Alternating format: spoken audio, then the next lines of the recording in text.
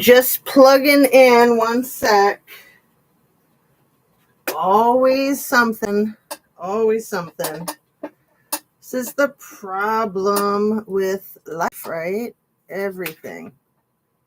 Let me see if I can do this without knocking nothing over. Please, nothing knock over. Please, please, I beg of you. Let me just knock it all down. Let me just burn it all down, right? One second, folks. If you're here, thank you for your patience.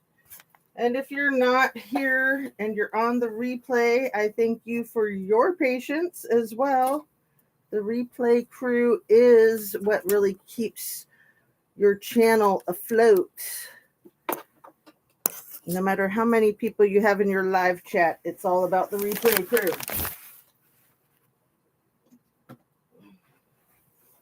But the live chat is fun, is it not? Here we go. Alrighty. I got it. How's the sound? I didn't knock anything over. I can't believe it. Do I have good sound? How's my hair? How's the lighting? All the important things, right? The jewelry. So I wish that top cobalt light would be a little bit better.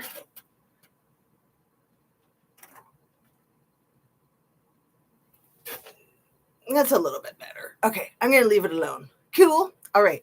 So please hit your like button if you'd be so kind. I have so much to share with you guys today.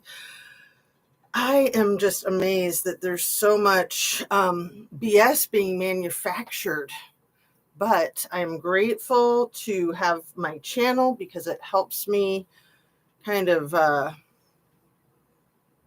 deal with it, I guess, is a good way to put it. Oh, good. And I just dropped my effing ballpoint pen into my effing coffee. How cute is that? Not too cute at all, in my opinion. That's just funny. That is just hilarious. You just got to laugh sometimes, right? Okay, so I got 2 notebooks. I got 3 articles that I want to read to you guys.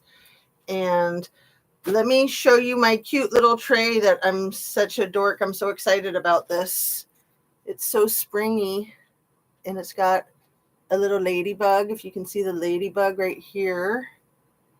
And it's got a little bumblebee right there. Isn't that so cute? I love that kind of grandma stuff. And now I finally am a grandma for it's been a whole week and a day. Unbelievable. And you know that puppy dog that is my grand puppy, the little golden retriever named Cheese? It looks like the kids are going to have to surrender her, at least temporarily, to be fostered. And part of the deal is that we get to rename her. So she'll be the star of my show. I'll probably have her right next to me half the time. Who knows? We'll see how wiggly she is.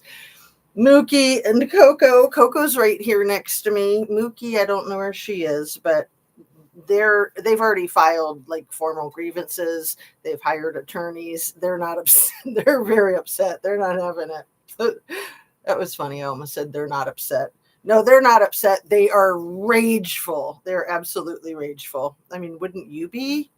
That little girl is so ridiculously floppy and adorable and annoying to them. I mean, they love her. They kind of mommy her. But anyway, please make sure you're still subscribed if you are subscribed. And if you're not, consider it. And share a video of mine with somebody that you might like. Hey, Mrs. Amir, thank you so much for your loyalty, honey. Congratulations, Mama, for a new addition to the family. Both new additions, the puppy and the boy. So, yeah, the little baby's name, I haven't told you guys. His name is Lincoln. Is that so funny? Because, my son is right there in the D.C. area doing his active duty with the Navy. I hope he doesn't get deployed to the front lines. That's always the fear. Turn on your notification bell to ring if you'd be so kind. And, he probably wouldn't mind. I mean, most people in a situation like that, they're down with it. That's why they're there. So maybe in some world they relish it. I don't know. But let me do one more thing to my lighting.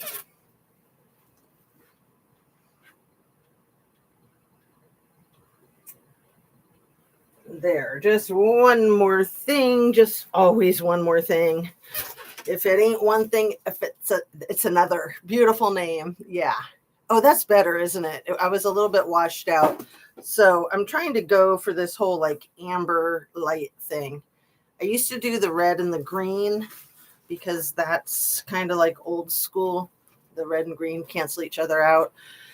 And white just completely drowns you out. But I'm thinking amber lighting is the way to go. So let's get on with the show, shall we? All right. Everything I say is simply my opinion for the sake of hoping to start a conversation, open up a discussion, learn something. I've been learning too much. Too much. Mrs. Amir, have you followed the Watts case? You're going to flip out if you have. I started with my thing. I didn't finish it. Everything I say is simply my opinion for the sake of hoping to start a conversation, open up a discussion, learn something, be educational. And all of my videos are made for YouTube. It's an entertainment platform. So shall I just dive right in? I think I shall. Because here we are. We're already like 6 minutes in. And that drives me nuts when I look at the time. Like, how long has it taken me to get to the effing point? The whole point of coming on. Maybe I'll start with this one. This is bad. This is kind of the main one. I was going to start with the ANADARKO one. But let's do this. Are you ready? Let's just say this is fictional, okay?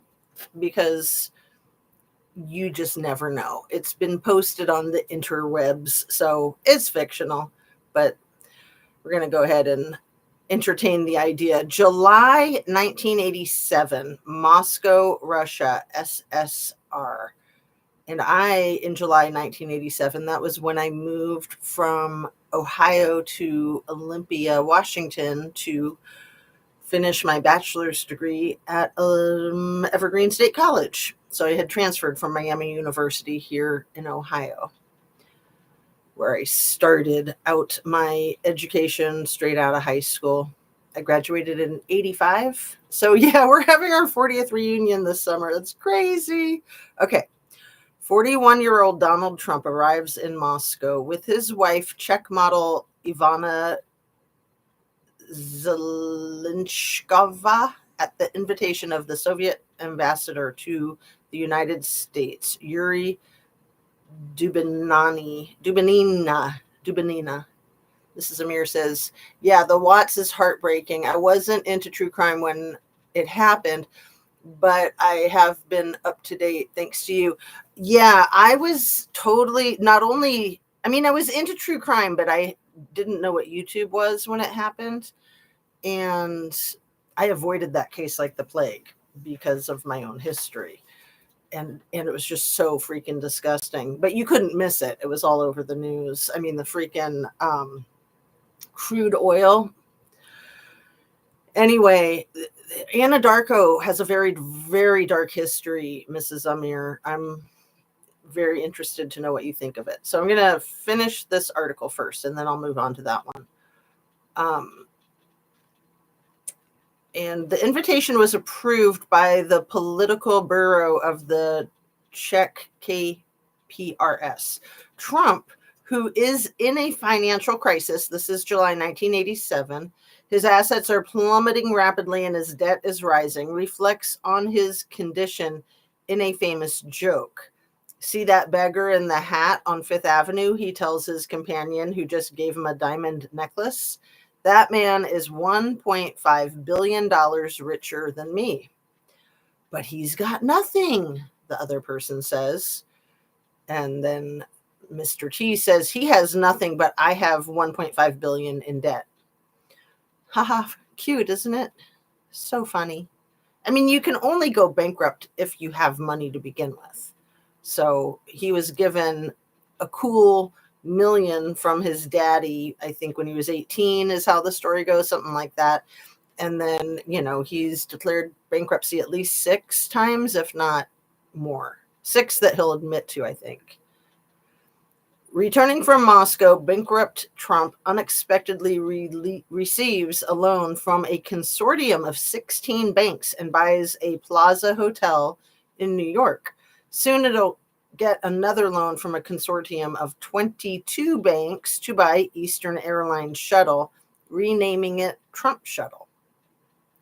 What happened in Moscow in 1987? Who has been funding Mr. T? Financing came from Soviet sources of KBG in the U.S. through guarantees of loans, not direct monetary payments. In Moscow in 87, Mr. T's first political contract took place. He was offered support for a future U.S. presidential campaign, and he agreed. Vladimir Khrushchev, head of the KBG, in a report from the Politburo, sorry for my enunciation issues, presented Trump as a suitable American candidate who could become a controlled president of the USA.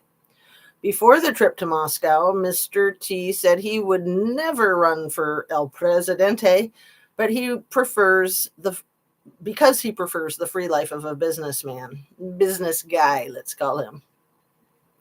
But after 87, he changed his position, just like he was a Democrat and now he's not.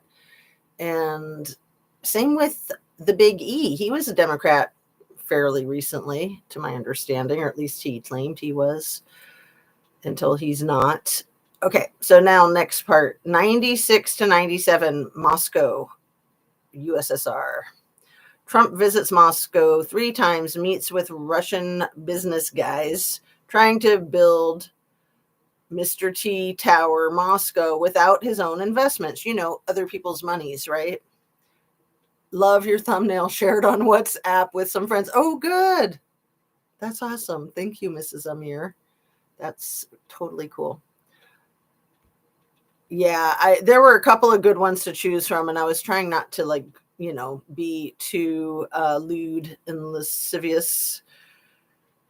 There were some shirtless ones where they're riding bareback together. And there was the giant PP and the tiny T, and they were PP had T on his shoulders. That was cute. I might use those for other things in the near future. Who knows? Okay. Trump visits Moscow 3 times, meets with Russian business guys trying to build the T-Rump Tower Moscow without his own investment, other people's money. That's where I left off. Only at the expense of Moscow criminal structures funds. The agency, FSB, watches over him without putting pressure. It's a relief for Mr. T because he also doesn't get money, which leaves him frustrated. Oh, it's a relief for Mr. T, but he also doesn't get money, which leaves him frustrated in Yeltsin's Russia. July of 98, Moscow. Vladdy becomes the director of the FSB. General Philip Bobkov, a former deputy chairman of the KGB who oversees foreign intelligence and handled Mr. T's case, is his advisor.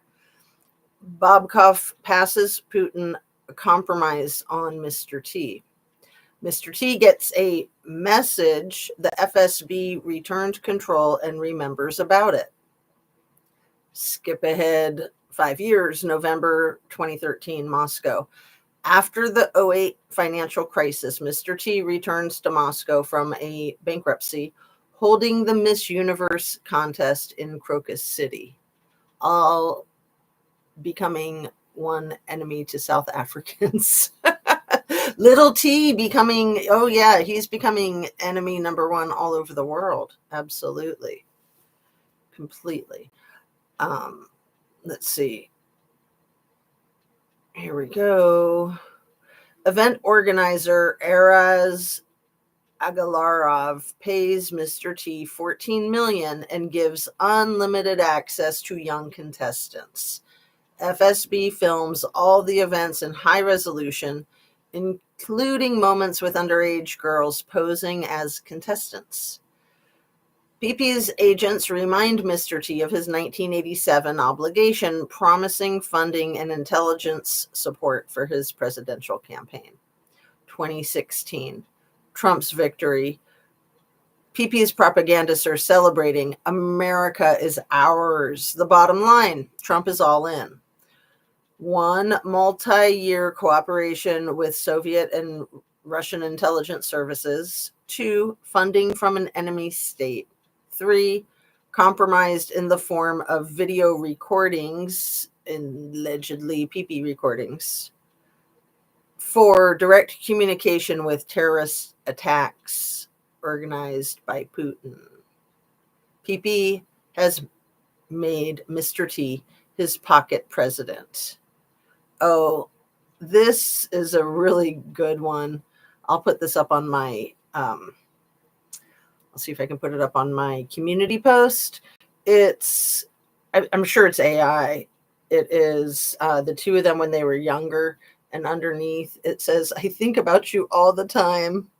It's cute. I wish it were real, because they do look like such handsome young men that, could be in a very caring relationship, but I'm pretty sure it's AI.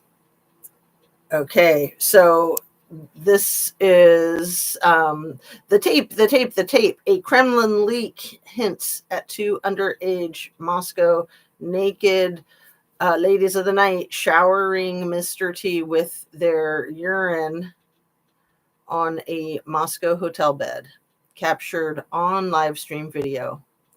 Question to little T. Were you sitting up or laying down, and was your mouth open? And that's about all I have to say about that. Hey, Vieja, what's up? A new addition is a boy or girl. He's a little baby boy, and his name is Lincoln. So, like LinkedIn, like the president, of course. And yeah, I'll probably get to meet him in another week or so once the grandparents from the mom are done with their cuddling and helping and all that. But they might need a break from family before having more visitors. We'll see. Hey, Anna Bees, what's up? Hey, Jazz, Christine, and Mrs. Amir, and everyone. Oh, just in time for the peace story, LOL. That's, I think, as close as we get to it. But there are some really good articles that I want to read to you. And I'm going to try to find them on my channel without having you guys have to listen to any stupid ads, because I still haven't gotten around to upgrading so that I don't have stupid ads. But there, I have it muted. And skip that. Let's see.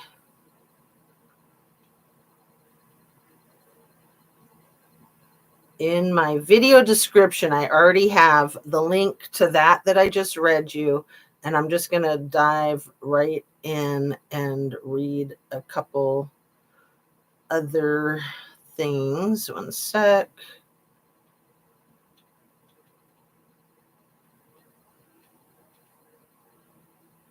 Here we go.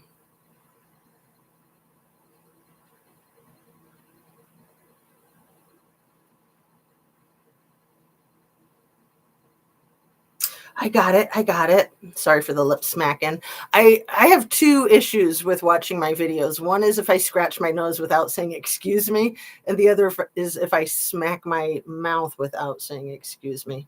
I try so hard not to do that. It's one of the things I learned early on, because you don't realize you do it, It's cray-cray. All right, this might blow your mind. I've got this other article that I'll save, the detailed reveal of the desperate attempt to save the CEO, Angela Chow, trapped in a submerged TESLER. That is so sad, exquisitely sad. And she just happened to be the CEO of a shipping company, billionaire shipping company that her family owned, that they appointed her CEO, and their business, their multi-billion-dollar business was with China, and we all know who else has that in common, right? Okay, so this is old. This was written 2 years before NK and CW started banging each other. 2 years almost to the day, maybe 25 months almost to the day. Anna B says, I've never seen you do that. Well, I quit doing it as soon as I started my channel, the lip smacking thing. I do scratch my nose once in a while when I have the allergies, but I try so hard to keep my allergy meds on board so that that doesn't happen. It's just that I don't always have allergies, so I don't always know that I need them. So here we go. Here we go. This is crazy. Okay, this is an article. I'll just read 6 things you need to know about ANADARKO, the worst corporation you've never heard of. Okay. My thesis here on my video today is multi-billion-dollar industries with rare earth minerals and resources. That's my thesis. That's the common denominator thread through the whole thing.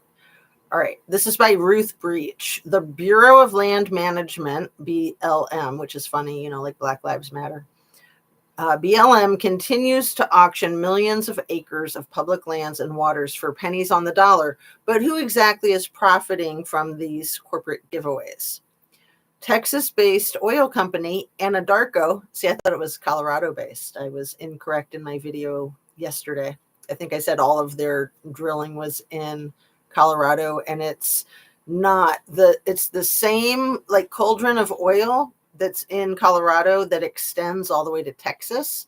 It also extends into Wyoming and I think Utah, but they also do have international holdings, or did have international holdings. They dissolved their company in 2019 when they sold to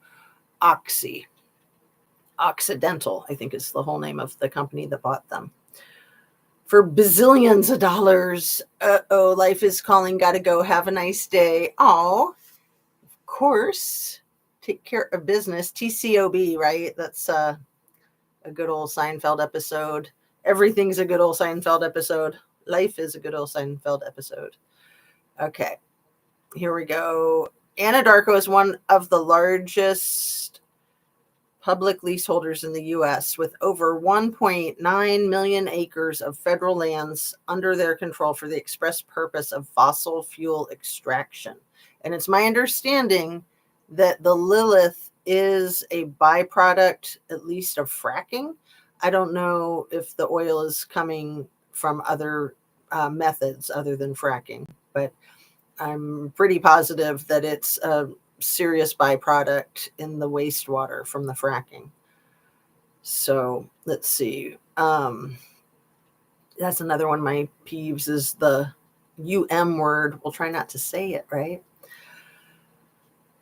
Let's see. I was just buying time to find my place. Let's see. I'll try other ways of buying time. Cha-ching! Can I purchase some time, please? That's why it's hard when you interrupt yourself. ANADARKO is one of 4 corporations in the top 100 U.S. public leaseholders to drill, frack, and mine for onshore oil and gas, offshore oil and gas, and coal. ANADARKO's grip is especially strong in the Rocky Mountain West. It is the largest leaseholder, public and private, in the state of Wyoming and the top gas producer in Colorado.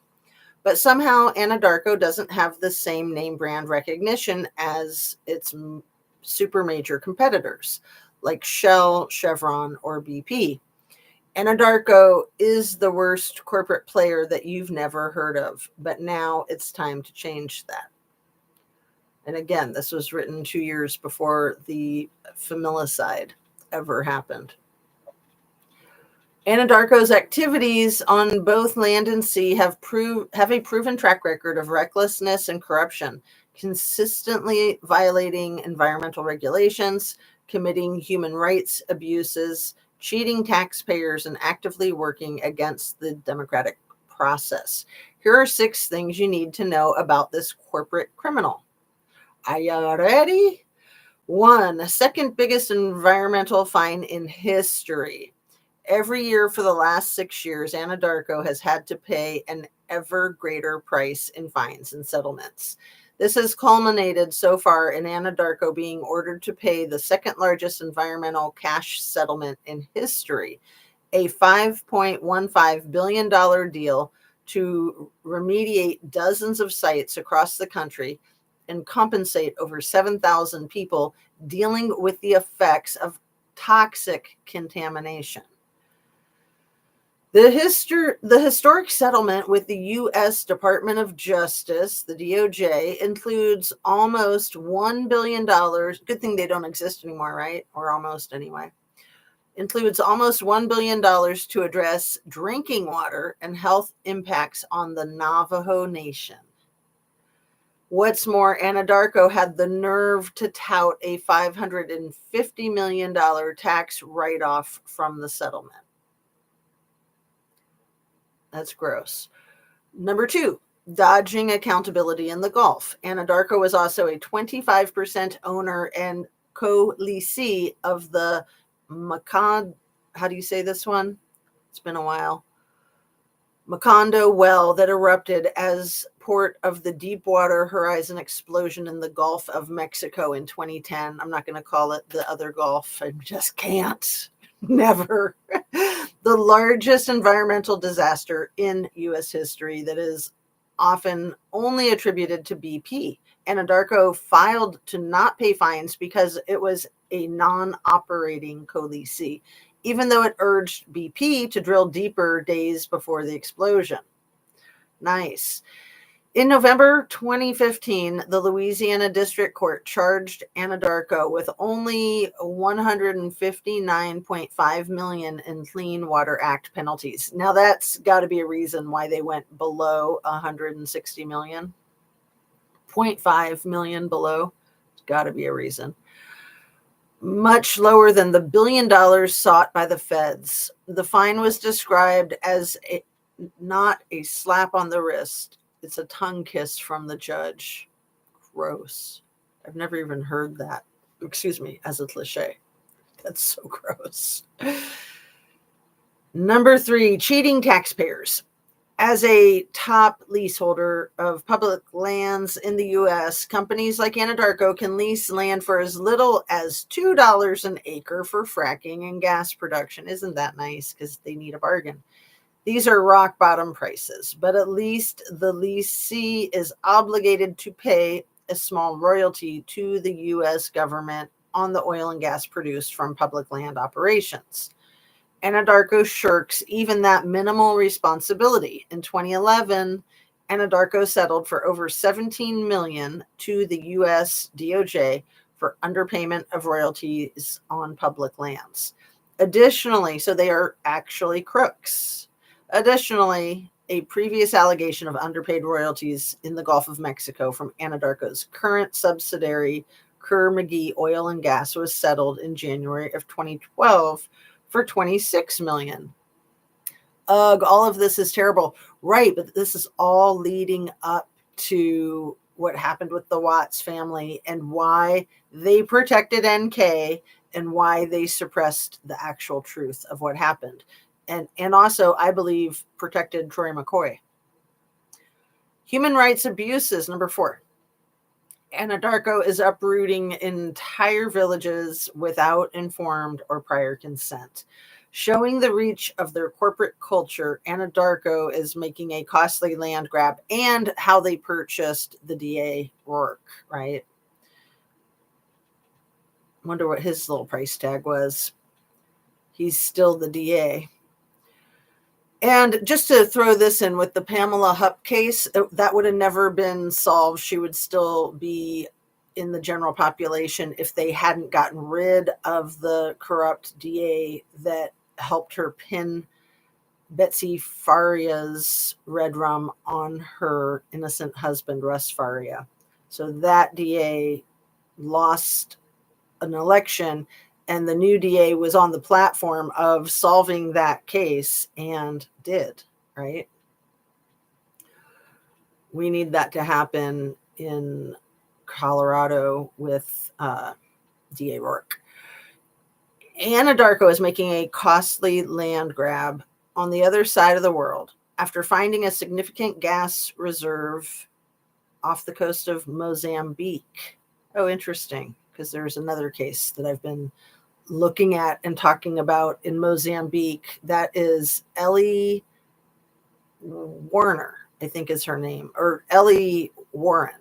Yeah, she was unalived in Mozambique about 7 years ago, 8 years ago. I think it was 2017.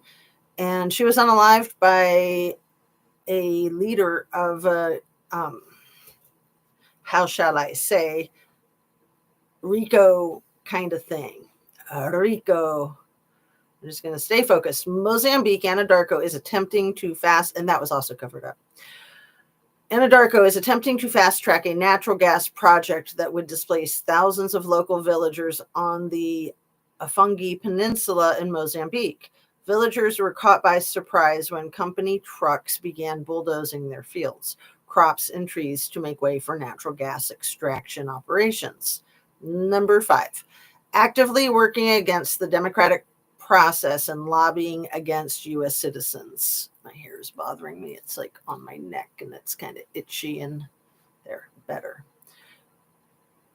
ANADARKO is an active player on the political scene. The company spent nearly $3 million on lobbying in 2015. Since 1999, the top recipients of ANADARKO's contributions are Texas Republicans Joe Barton and Kevin Brady, both of whom have sided with dirty energy in 100% of votes tracked by Oil Change International's dirty energy money.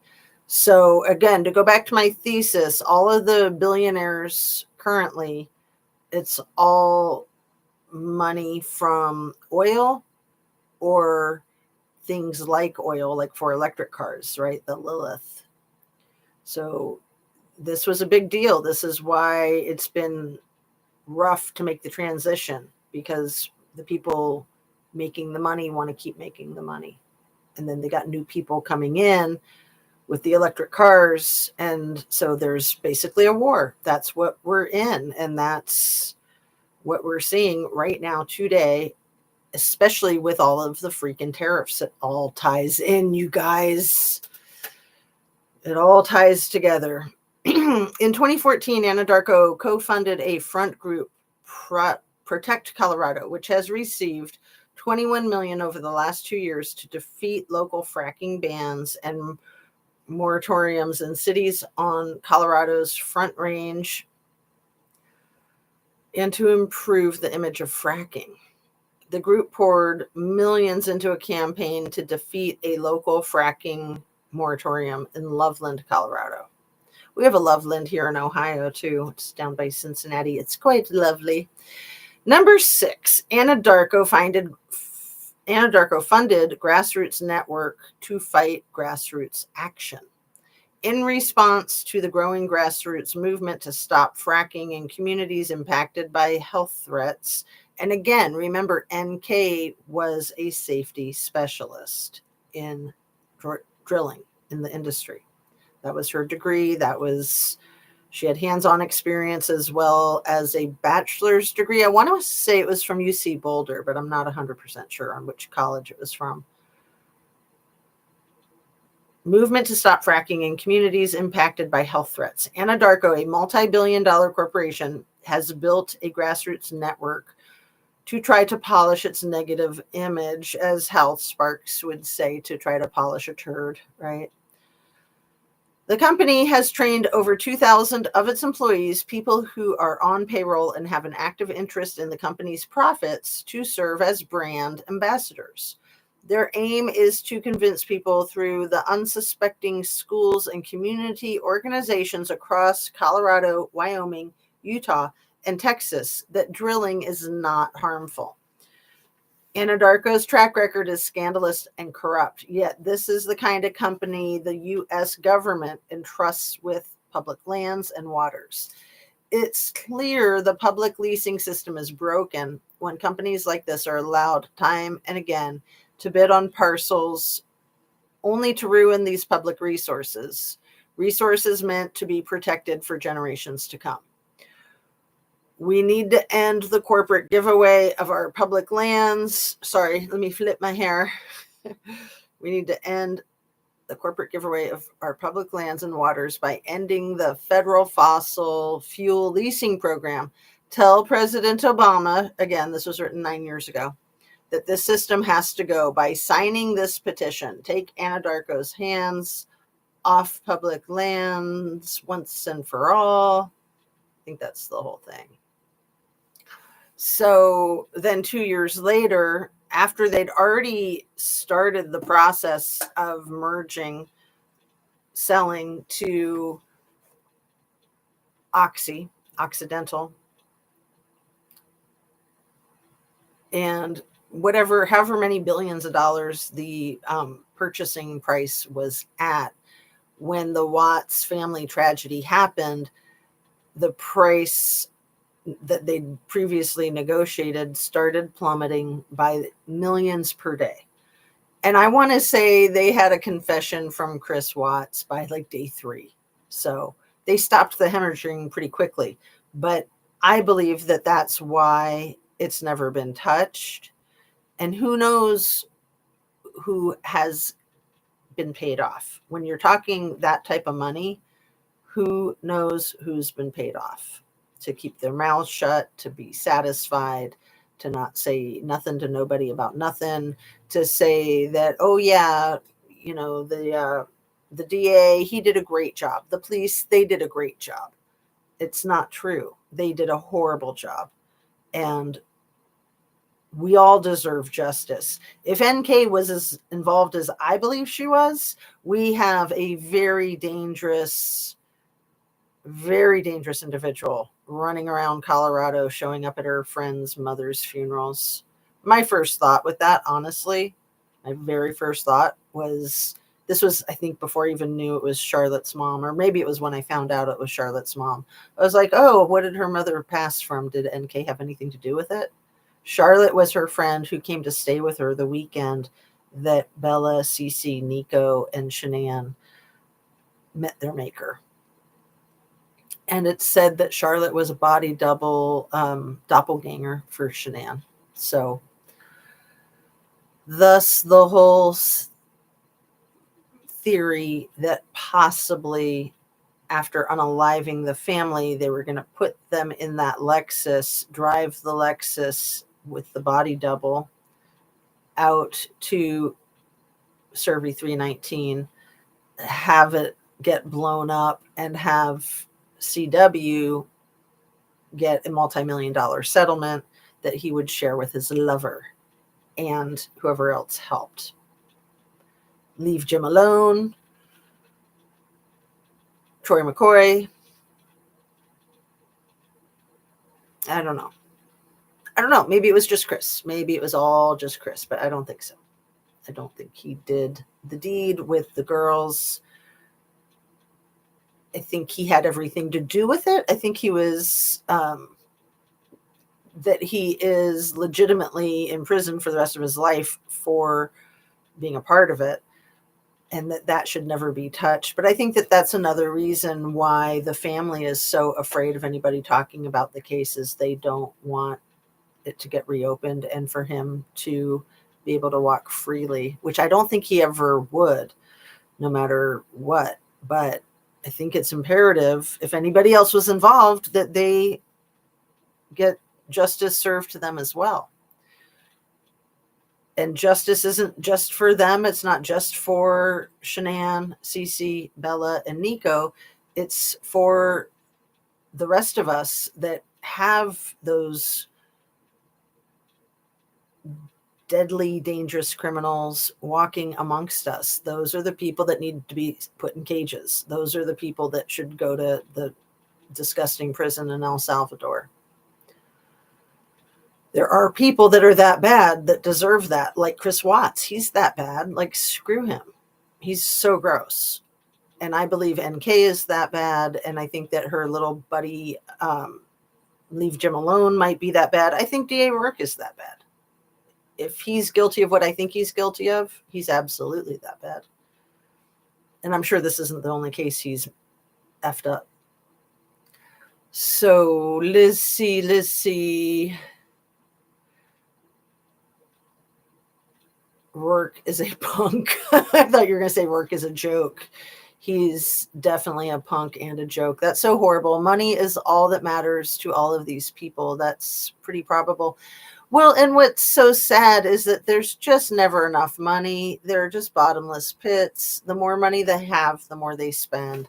So the more houses they think they need to own all over the world, the more vacations they think they need to take all over the world, the more yachts they think they need to own all over the world. It just goes on and on and on. You know, the more towers they think they need to own, the more golf courses, the more people they think they need to own. There's no end to it. And can you imagine being PP, big E or little t, and having all those resources at your disposal and still being the miserable sacks of crap that they are? They go through beautiful women like toilet paper. My goodness, it's disgusting. So I don't know why I thought that Melania was 60, but she's going to turn 55 this month. So Trump turned 79 on June 14th. Melania turns 55 this month. So how many years difference? About 24. And when they met, their ages, when they met, I think I have this all written down. Let me see if I can recite it without messing it up. You know me and my numbers, when I come on live, they get all jumbled. And then especially because the internet is often incorrect, I have found, when it comes to like birthdays, the years, the ages. And yeah, I've seen a lot of discrepancies in their age. There's a 24-year difference. Allegedly, she was 28 when they met, and he was 52 when they met, allegedly in 1998, allegedly at the Kit Kat Club in New York City. Disgusting. Absolutely disgusting. We know what the Kit Kat Club is. I only learned what the Kit Kat Club is from the most heinous case, one of the most heinous cases in the world, Madeline Soto's, with her completely disgusting mom, Jen Soto, and her handle on whatever social media it was, where she was like Kit Kat Jen or something. Do you remember what her handle was, Anna Bees? Something Kit Kat. Fun Kit Kat.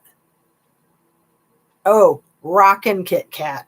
That's what it was. It was Rockin' Kit Kat. That is so effing gross. And without ever having heard of the Kit Kat Club or knowing that people had Kit Kat as a slang for any body parts of the female gender, I figured it out really quickly. Rocking Kit Kat. I was just like, oh, gross, gag. And then when I found out that it was really a thing, I'm like, how could she do that? How could she be so blatant to go on it was like a dating app. It was like Bumble or something. I don't know. Tinder? Was it Tinder? Anyway, whatever it was, Rockin' Kit Kat was her handle. Yeah, isn't that so freaking gross? And she still couldn't get a dude. Calling herself basically Rock and See You Next Tuesday. Just nobody wanted anything to do with her. And, you know, I mean, she took good photographs. She looked pretty when she put on her makeup. Her sister, on the other hand, is drop dead gorgeous, which is probably a lot of her psychosis, is that she's probably extremely jealous of her sister. I think her mother is pretty attractive too, by my standards, by my opinion.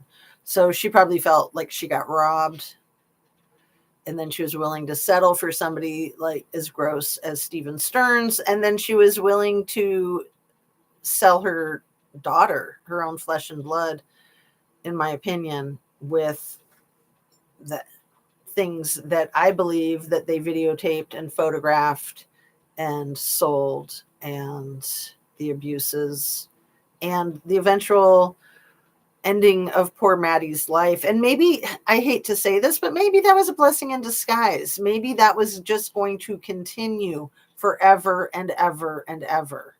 But it's hard to say. I mean, she was turning 13.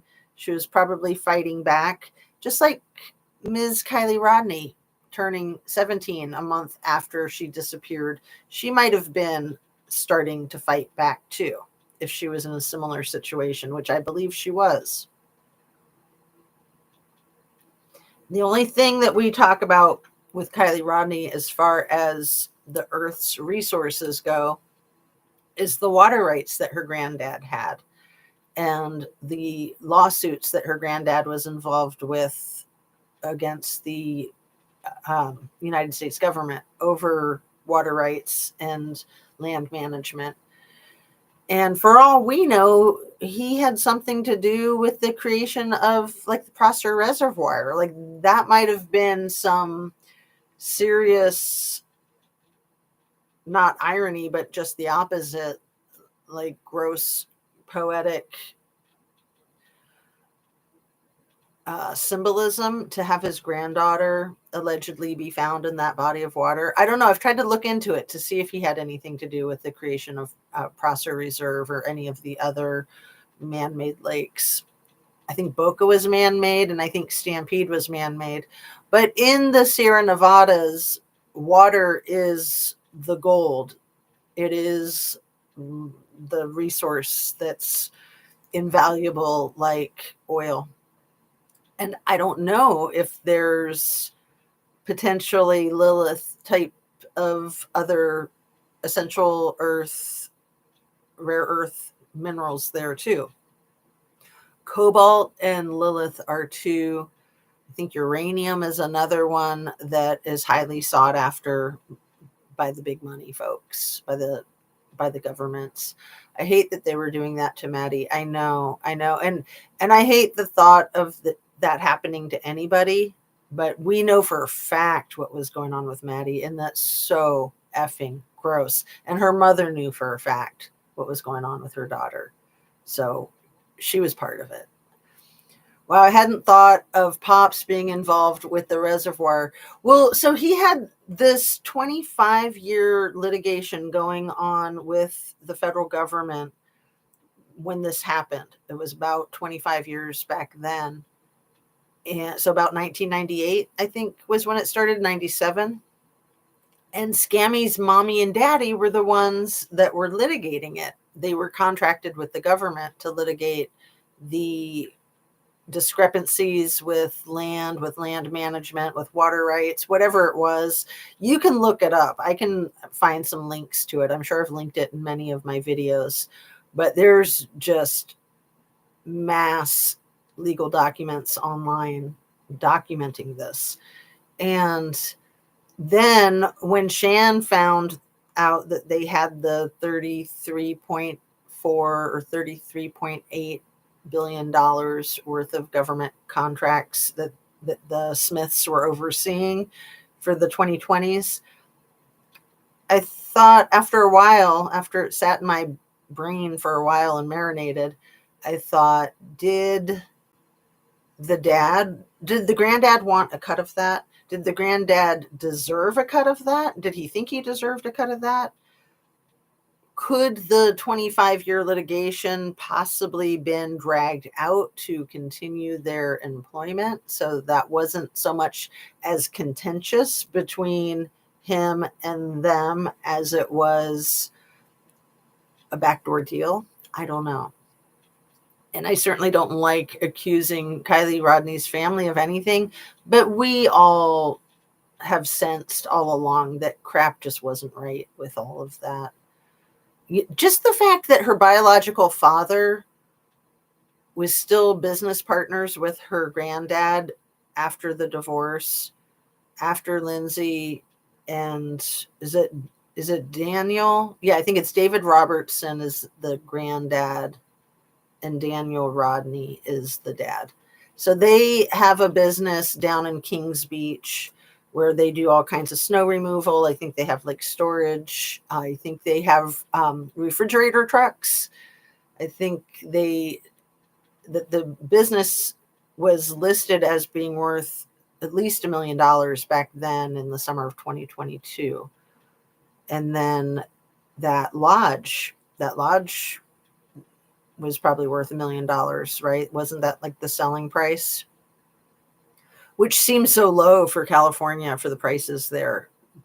And maybe I'm misremembering. Maybe it was higher. Whatever it was, it seemed like it was low to me, having lived in San Francisco and skied at North Star and stayed on Lake Donner in Truckee. It seemed like a very low price tag. But you have to remember, it takes like 4 hours to snowshoe or cross country ski there in the winter, and there's no other way in or out, allegedly. So it's off grid. It's way off grid. Yeah. So the fact that Pops gave SF Investigates a key to the gate to the property the day that he met him, which was like the first day that Kylie was missing, I think, according to SF Investigates.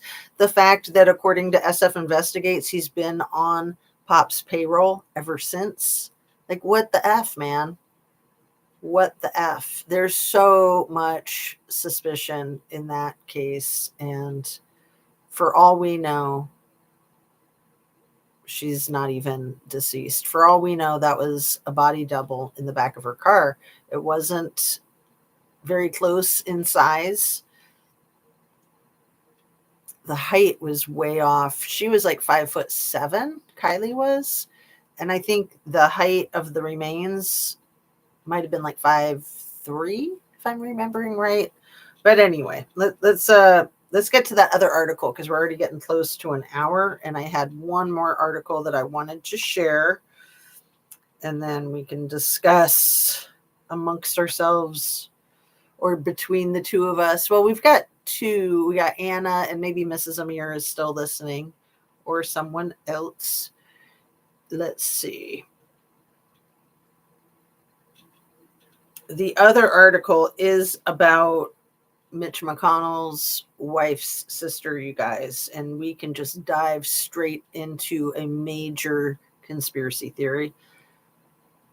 She passed away a year ago, February. I was mistaken. I thought she passed away in March, but she drowned inside of a TESLER on the property. I've learned a lot more about it since my video yesterday. The property was owned by her husband's holding company. But let me read you this article, all right? And then we'll discuss. It also happened, 2 months before or 1 month before the container ship crashed into that Baltimore bridge that a lot of people think was orchestrated. The power on the container ship from China was turned off. They lost power. It was a Singapore-based, and the business that owned that container ship was Grace Ocean. And let's see. Grace just happens to be one of the 6 Chow sisters' names. But Elaine Chow, Mitch McConnell's wife, she was the transportation secretary under Trump in the first administration. This is so wild. Let me take this call real quick. Or no, I'll just let it go to voicemail. Because I don't like to do that to you guys. And I'll just listen to my voicemail. Let's see.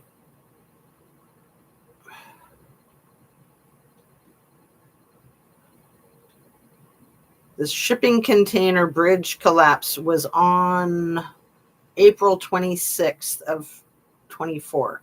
So almost a year ago. And what's Melania's birthday? I'm not saying there's any relationship there, but I'm pretty sure her birthday is this month too. Where did that go?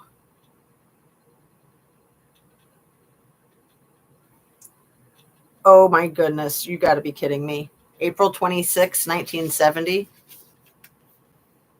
April 26, 2024. I'm sure it's a coincidence. I'm sure it wasn't like a gift to her or her hubby for her birthday. OMG.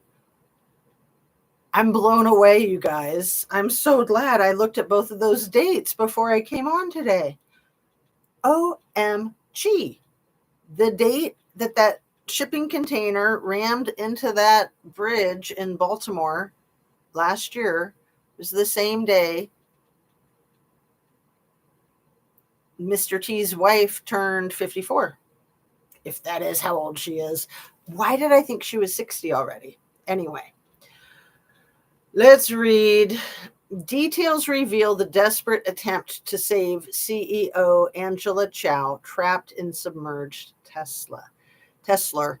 And I'm going to guess that TESLER paid out millions of dollars to the billionaire families, her husband and her sister, for this mess, even if it was her fault that the dumb thing went in the water.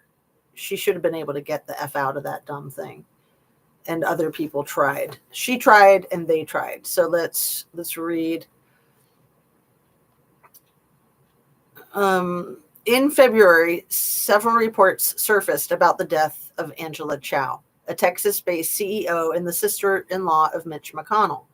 Chow died in a quote-unquote car accident, the first report stated, but in the following weeks, reporters at the Austin American-Statesman, part of the USA Today network, have pieced together the details of the incident, an hours-long, desperate attempt to save her life. Chow is believed to have drowned after her TESLER veered into a pond on a private ranch in Texas. Local officials have been tight-lipped about the incident, but denied that there is a criminal investigation underway in a recent interview. But there was a criminal investigation. It's always been an unfortunate accident. We have not seen a single thing that would make us believe otherwise, said Robert Woodring, chief deputy for the Blanco County Sheriff's Office. Here's what we know about Chow's death. TESLER accidents. Deputies stood on top of the submerged car trying to get her out. So the pond wasn't very deep. And I wonder if the top of it was even underwater. I don't know how deep the pond was, and I haven't seen the depth of the water anywhere, but I'll see if I can find out. Shortly before midnight, this is so freaking sad. Shortly before midnight on February 11th, deputies responded to a private address outside of Austin, Texas for a possible water rescue. The property's owner shares an address with Chow's husband's public equity firm. EMS responders, deputies, and firefighters responded to the scene over the next 30 minutes, according to a report authored by a firefighter and obtained by the Statesman. One of the emergency officials said the car was completely submerged with someone inside. Okay, completely submerged. The Associated Press and the Wall Street Journal reported the car was a TESLER. And it was an SUV. I didn't even know that they made SUVs. Let me get my arm up high. The deputies were in the water, standing on what they believed was the vehicle, trying to gain access to the possible victim inside the vehicle, wrote Fire Lieutenant Royce Penshorn in the report. Other crew members searched the banks of the pond for other victims and set up lighting. A tow truck arrived, but the chains couldn't reach the car from the banks, Penshorn reported. Meanwhile, the deputies atop the vehicle used a myriad of tools, including a pike pole and a halogen bar, trying to break into the vehicle, the report said. It was approximately an hour before they got to Chow. Dive teams were not available for the rescue. Rescuers pulled the woman from the vehicle at about 12:56 a.m., said the EMS chief, Benjamin Oakley. EMS responders delivered advanced life support for 43 minutes to try to resuscitate her. Chow was pronounced deceased at the scene. No dive team was available to be sent to the ranch, Penshorn report says. Oakley said no emergency response agencies in Blanco County have a dive team, so they rely on teams from neighboring counties when needed. Such teams are generally tasked with recovering bodies, not rescues, he said. Chow, who lived in Austin, was CEO of Foremost Group, a New York-based global leader in the dry bulk shipping industry. She took the helm of Foremost Group from her father, Dr. James Chow, who founded the company and served as its honorary chairman. She was a Harvard University graduate. Oh, and I need to make a correction. Vance did not go to Harvard Law School. He went to Yale Law School. I thought it was Harvard. I was confused. She was a Harvard University graduate, earning both her undergraduate and graduate degrees there, according to her website. Chow is also a published author on topics of economics, international trade, finance, and education. She is survived by her husband, Jim Breyer, an American venture capitalist and founder and CEO of Breyer Capital, which is headquartered in Austin. Chow's older sister is Elaine Chow, who served as transportation secretary under former President Donnie and labor secretary under former President George W. Bush. The elder Chow is married to Senate Minority Leader Mitch McConnell, Republican from Kentucky. So that might be the whole article there. It's just interesting. So it sounds very sus. Yeah. Her car could have been sabotaged. It also could have been remote controlled. She allegedly was getting together with some girlfriends on this ranch. This is the saddest part, Annabes. This is so freaking sad. They were having drinks and a gathering at the main house.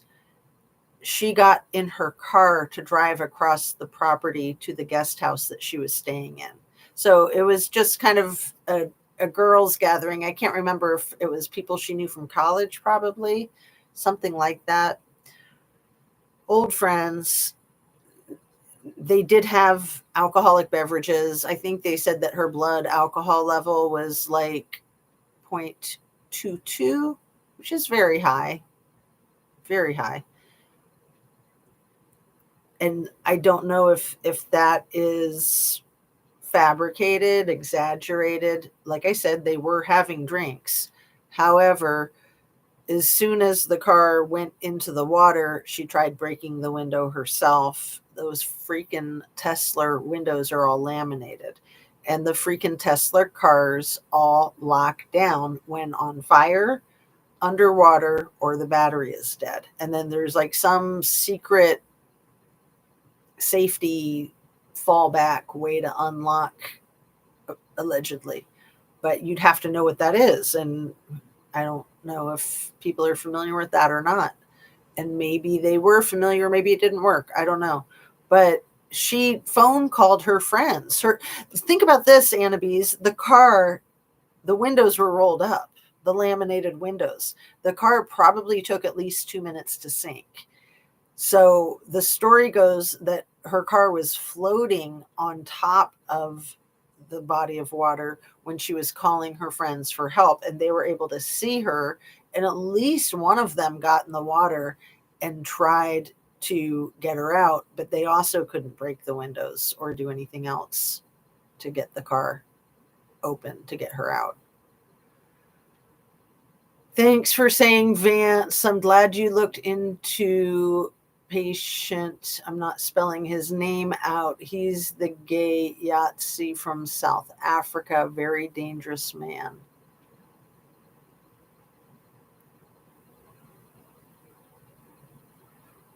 Okay, I don't know if you're talking about two different things. So JD Vance, yesterday I said he got his law degree from Harvard, and I corrected myself in the comments section, or I mean in the description.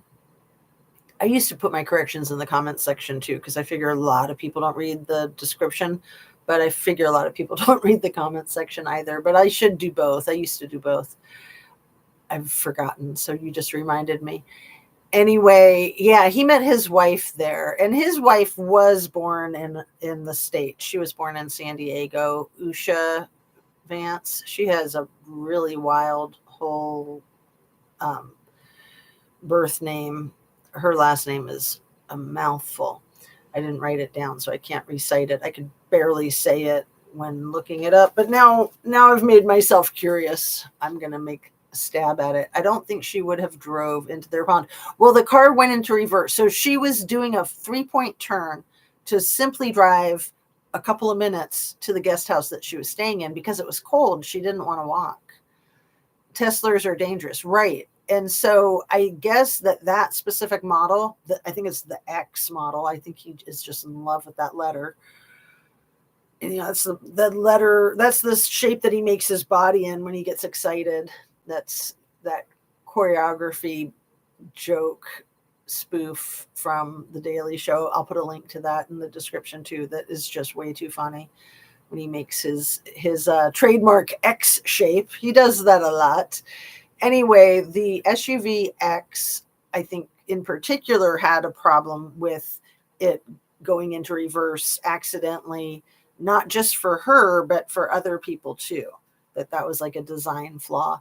Oh, Peter T. PT, thank you so much for saying that, Anna B. I'm glad you looked into PT. I'm not spelling his name out. The gay Yahtzee from South Africa, very dangerous man. He paid for JD to go to Yale. He paid for his law school. WTF. I just learned this yesterday. I need to look more into that. He has owned little Vancy Boy for a long time. And the thing I want to say about the oil companies and the billionaires, it always makes me think of that old Paul Simon song, The Loose Association of Millionaires and Billionaires.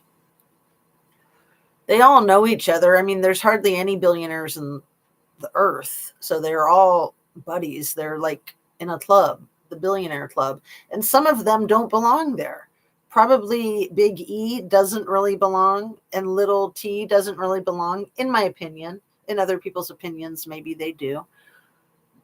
But yeah, you're always going to have frauds. You're always going to have the liars, the cheaters, and the stealers. I'm not talking about the Pittsburgh Steelers, but what was I saying about all of these billionaire companies and their oil and their other earth minerals, and just how tight they are working together? But the thing I really wanted to say is how they're all part of this Project 2025 that is almost fully implemented, you guys. People really need to keep on with the peaceful protesting, because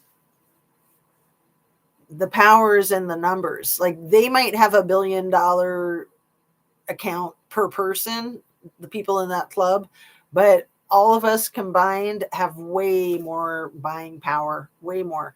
They get their buying power from ripping us off and rubbing us out. I mean, that's what they're trying to do, maybe with all of these government shutdowns, with the freaking measles, maybe with the COVID, with the pandemic, after eliminating the pandemic response program that Obama had put together.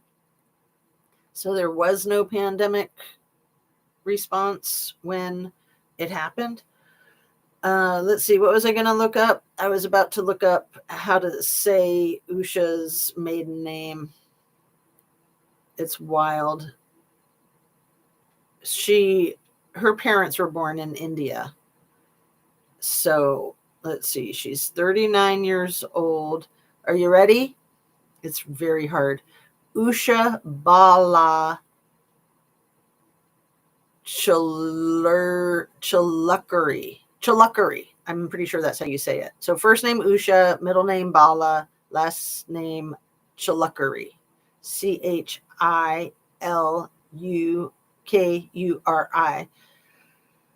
So she's a lawyer. She met her hubby in law school at Yale. He was involved with E's dad or granddad. Oh, I can't remember which one. E has known him his whole life. Whoa, Anna Bees. And where is our Mrs. Amir to chime in on that, if she has any knowledge of that as well? Good job, sister. You're awesome. You're awesome. And so I saw the news in your hometown about the two people getting charged in the passings away of those three men that froze to death after one of the Kansas City Chiefs games last year.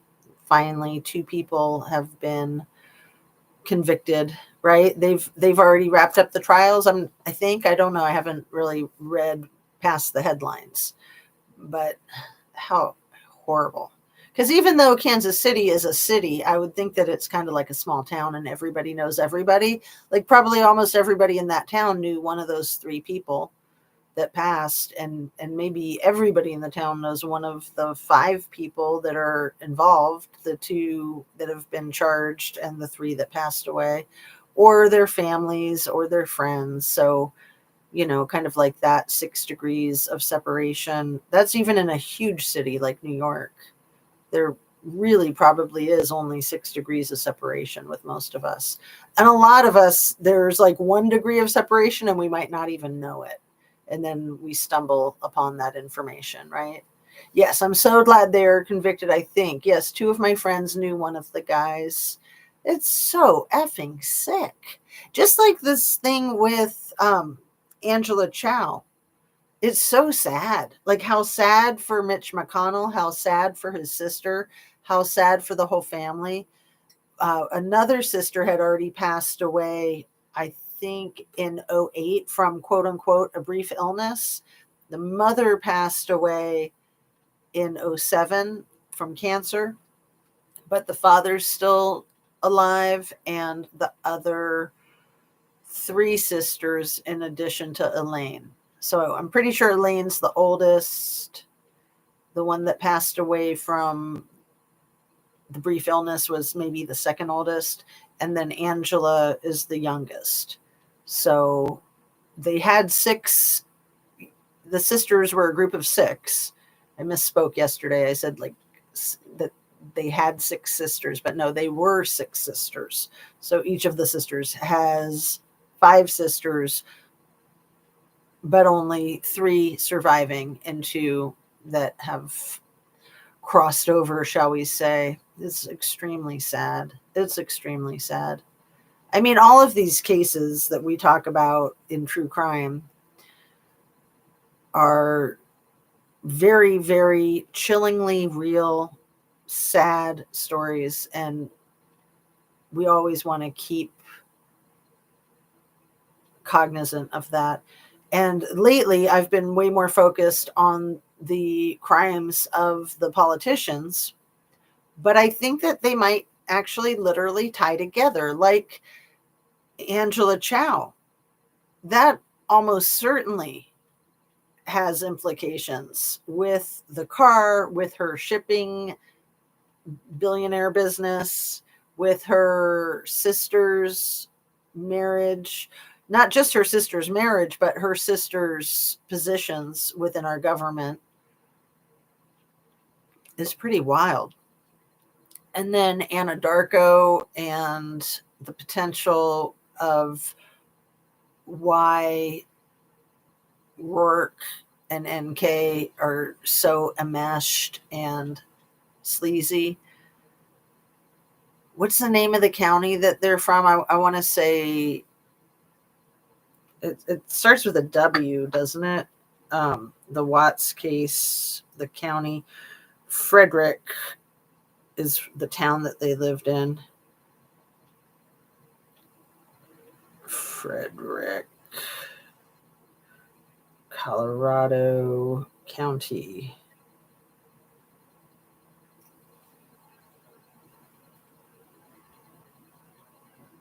Weld County.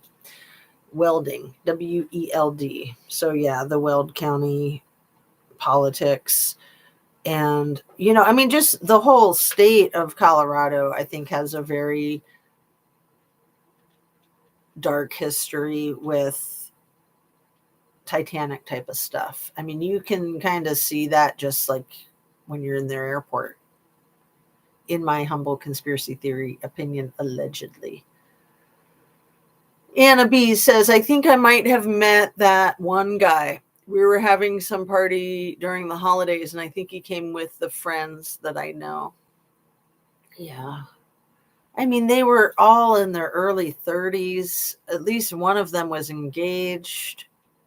I think the other two had significant others. I think maybe one of them had kids. Maybe one had a living girlfriend.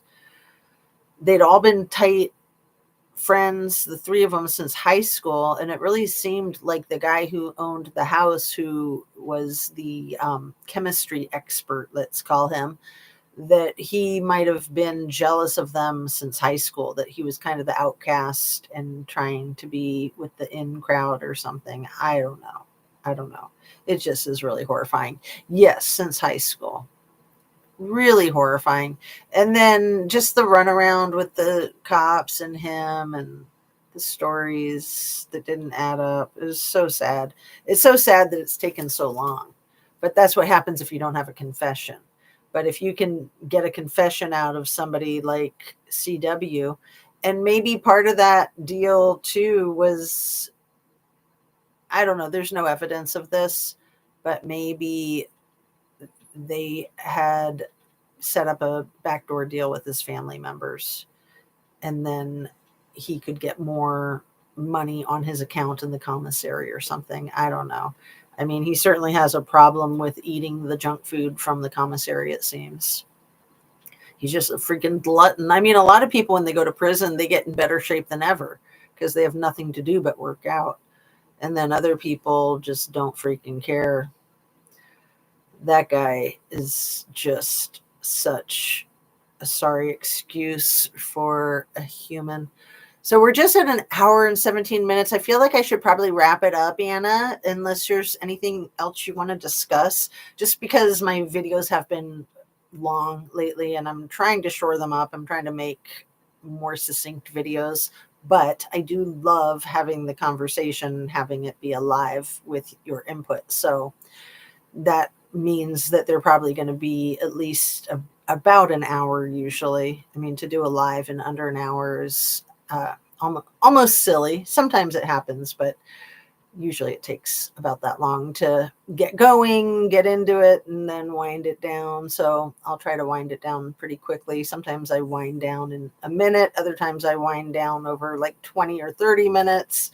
I think it's funny when I'm watching somebody's live and they keep saying they're going to wind down and they don't. But, you know, sometimes you're glad that they are not winding down because you want to keep it going anyway.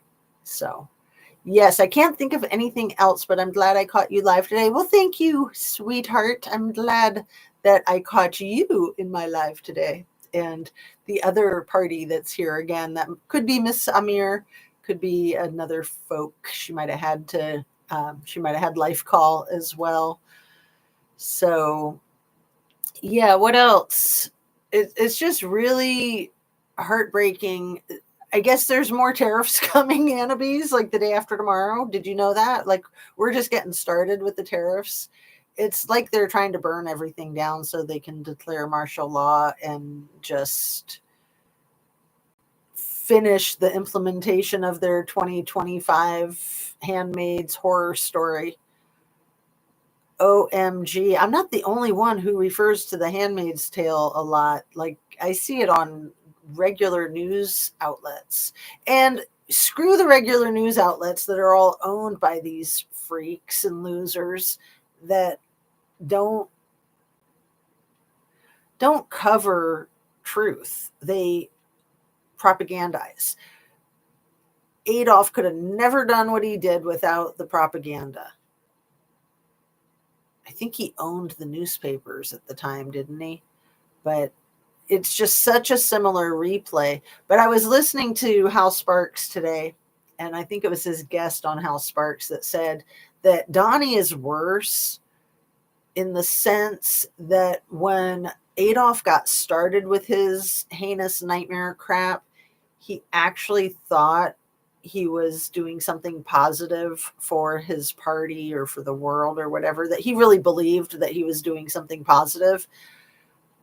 Personally, I don't believe that Donnie thinks he's doing anything positive. I think that Donnie hates everyone. I think he hates himself. He knows what a lying sack of crap he is. Like, he used to pose for pictures with awards that he didn't win, you guys, when he was in high school, and maybe I think he was in the military for like a day, wasn't he? I know he used his bone spurs to get out of the military, but I'm pretty sure he was actually in the military for just a hot minute. But then he posed for pictures with other people's awards. He's always done that kind of stuff, according to his niece, Mary Trump, and I believe her. I don't think she'd make that crap up. And I'm sure you can look it up and verify it, right? Our dang life gets in the way. Little T is insane. I know. My life can get in the way of things, but I try really hard to just stay focused on my YouTube channel because I get so much out of it. I love covering truth to power, fighting for justice. I love justice, to quote that cute little 10-year-old. Justice? I love justice. And I love my yoga. So I'm having a really good time with that. And then I've got the puppy. I've got my love bug dogs and the new puppy. So we're trying to think of a name for her because, the kids named her Cheese, and that's just not going to fly. So we're thinking possibly Maisie or Daphne. She's so cute. So let's get your input. Maybe I'll do a little vote on the community post. That'd be funny, wouldn't it? So I do have pictures of her on the community post. I put up a couple of posts about her in the last couple of weeks. So you'll be seeing a lot more of her. So yeah, it looks like we'll be fostering her. I'm going to guess for like a year or maybe 2, because it takes a couple of years for puppies to like chill and not be so high maintenance. And dogs do so much better when they're in packs. They need each other. They're social animals. They're like people. They're very gregarious. I love you ladies too, Mrs. Amir. It's a good night for me. Been lurking. Aw, thanks for saying so. Sweet dreams, my dear. And Anna B says, oh, I believe it. Little T is horrible. That would be a good idea to do a poll. Yeah, I mean, it's part of the deal. If we foster this little gremlin, we get to rename her because she's so freaking pretty and adorable. And Cheese is just a stupid name. I mean, it was the name that she came with when they adopted her. So I'll give them that. They didn't come up with it on their own, but they didn't change it. And, it's just silly. Nobody needs a dog named Cheese. Cracker, on the other hand, then it's funny when you're calling your dog and you're like, Cracker! Cracker! It's a dumb name. Oh, Anna, I'm going to tell them that you said so. No, I've tried to discuss it with them, and I've also just tried to back off. But I figured that they were probably going to need help taking care of her, and that if they did request assistance, that I would negotiate. We get to change her name. So the fostering her just came up last night, and I think that they are probably devastated over needing her to be fostered, but also relieved that we said we'd do it. So she's still in the family. They don't have to farm her out where she'd be harder to visit and maybe harder to retrieve once they are done needing the fostering. So, all right, you guys, thanks so much for being here. Love and light. Let's do a cute little heart. What is this weird new heart that the kids do? It's so bizarre to me. I can't even, I'm just not that hip. I do it the old fashioned way, but then the kids have this weird, is it like this? I don't know. I'll have to look it up. It's not like that, but that's like the Illuminati thing that Biggie is always doing. And they do it right over their crotches, which I don't know about that. I don't know if there's any weird Illuminati perversion there. But yeah, I think that there's a lot of perversion with what's been going on with little T and this whole theory with the PP tapes that Putin may or may not have, and that Donnie has even spoken about, I think, in the last couple of weeks. It's crazy, isn't it? It's absolutely crazy. Remember when he talked to those freaking high school kids about golden showers? He was in a high school gym. I want to say it was during his first presidency, but it might have just been like a year ago when he was campaigning for this one. I'll have to look it up. He talked about golden freaking showers in high school to high school kids. What a douchebag. I'm going to look it up. Golden showers. Absolutely insane.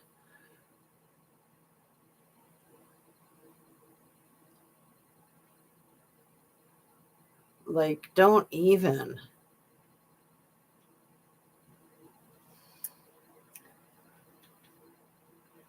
Yeah, November 19th of 2023.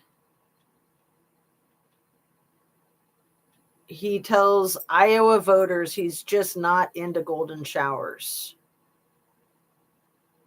Unbelievable. Wait, no. This one is even more recent. This is July 28th of 2024.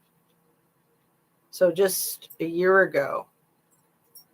Okay, Midas Touch did a video. I'll put a link to that in my description.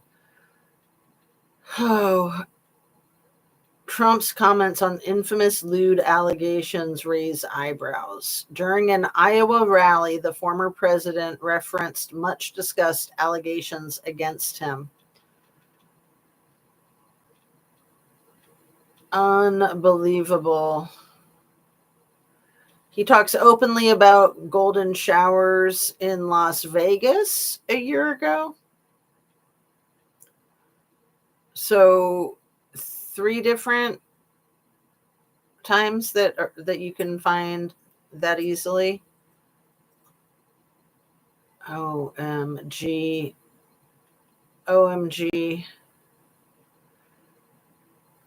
Little T says Melania believes his golden showers denial. Well, yeah, she believes everything he says, or she says she believes everything that he says. I don't think she can believe him, because I'm sure he told her that Stormy Daniels was a liar, and I'm sure she knows that Stormy Daniels wasn't lying.